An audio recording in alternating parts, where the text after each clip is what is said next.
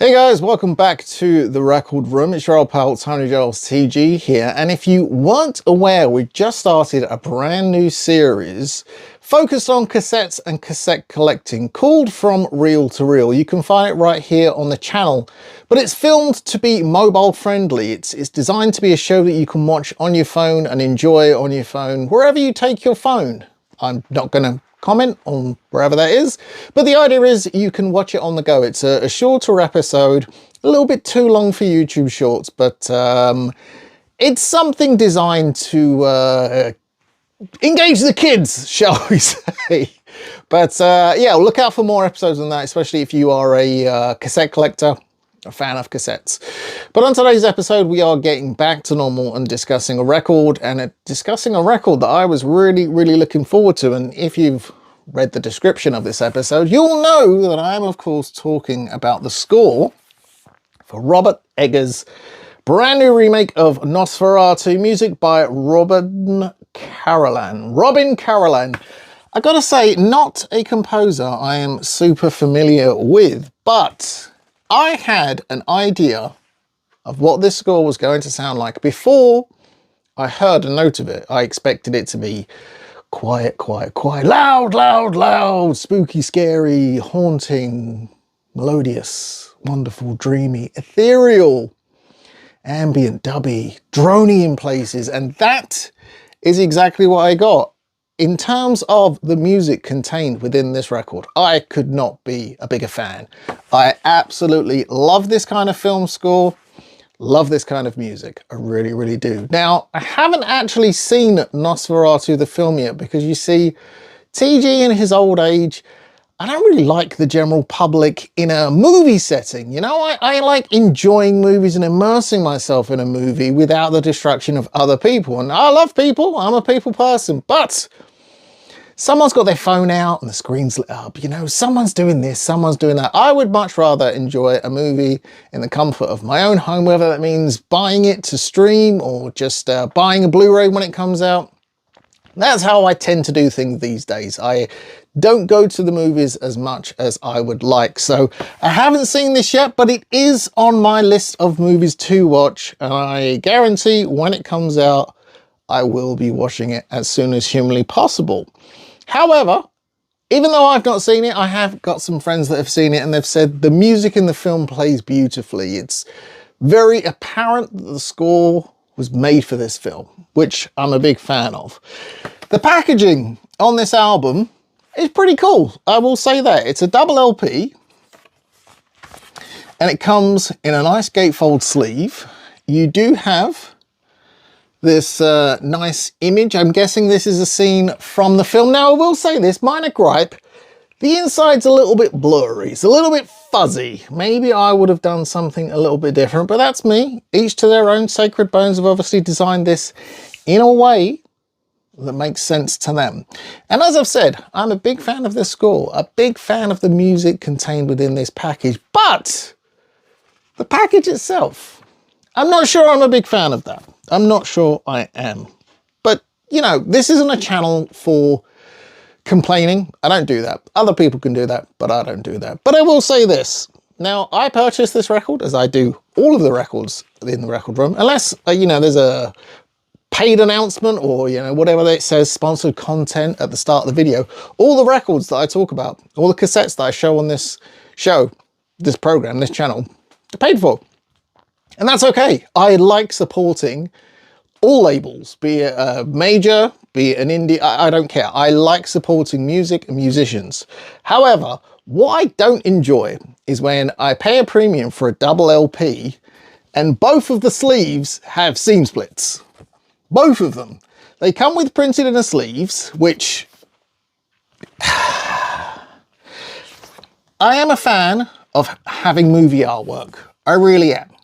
However, I'm also a fan of not having my records scratched to buggery with scuffs and this, that, and the other. And unfortunately, as you can tell from the seam splits, these records were jumbling around inside this package for quite a while. They managed to burst through their seams, and even though I have replaced those sleeves now with these nice anti-static sleeves. These are anti-static sleeves. They have a sheet of rice paper inside as well. They are beautiful sleeves. I spend money and take time and effort and care for my records.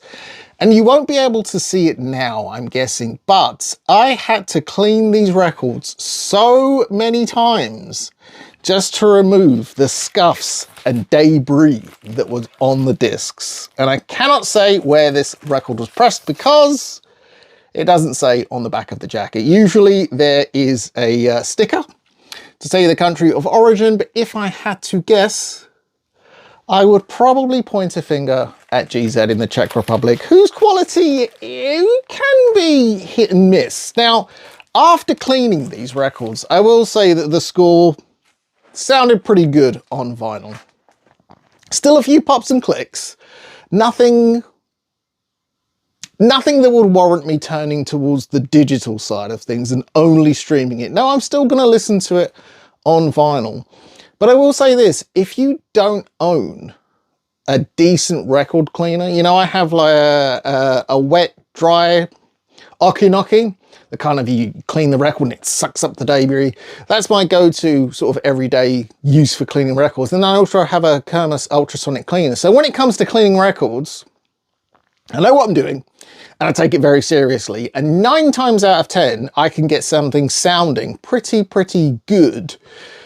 These records, it took a while for me to get them sounding good. And I'm not sure if paying a premium, the record arriving with damaged sleeves. Now, I'm not going to send it back or anything crazy like that, but I'm not sure on top of the damaged sleeves and, you know, the grime on the thing, like I would just want to listen to the record. You know, I do tend to clean everything before it goes on my turntable. I think a lot of people do. But if you're one of those people that has just, you know, a brush, I don't think this score is going to really work for you. I think there's going to be too much additional ambience, should we say, on the record for you to really get some enjoyment out of it. But I don't know, you know, each person is different. I will say this, the packaging, okay, apart from the split sleeves, is pretty cool. I do like the front cover. I do like the seal here that you can see. It's got a bit of a spot gloss thing going on. And the coolest thing, and I may actually have to find a place for this. It's not often I will do this, as you well know, but you do get this incredible die cut poster with the good Count Orlok's John Hancock on the bottom there. I mean, I am guessing this is some kind of deed or something. It is fantastic. This is the high point for me. It's almost worth buying the package just to get this die cut poster. It is absolutely fantastic. The effect they've done on the printing, it makes it look really cool and sort of vintage, old looking. I love it, I really do. And it is truly die cut. So all in all, I am very happy with the Nosferatu score. I think it sounds fantastic. Robin Carolan's score is amazing, is absolutely amazing. The packaging, the pressing, the packaging is great, I will say that. The pressing, I don't know, on the fence about that one. Maybe after a few more spins, the pops and clicks will just evaporate. They'll be non-existent and they won't bother me anymore. But like I said, it kind of soured me a little bit to start with, but now we are on the right path. When I listen to this record, I am dazzled and I am amazed. Truly is a wonderful score. Have you guys heard this score yet? Are you a fan of Robin's score for Nosferatu? Leave me a comment down below. Let me know. Do you have the red vinyl version, which I believe is a limited web shop version, or do you have the black vinyl version like myself? As I said, leave me a comment down below. And while you're there, maybe give me a thumbs up. And if you haven't already done so, maybe consider subscribing to the channel so you never miss an episode. But that's all I have time for on this week's show. So thank you very much for joining me once again. Stay gold and spin those blackest circles.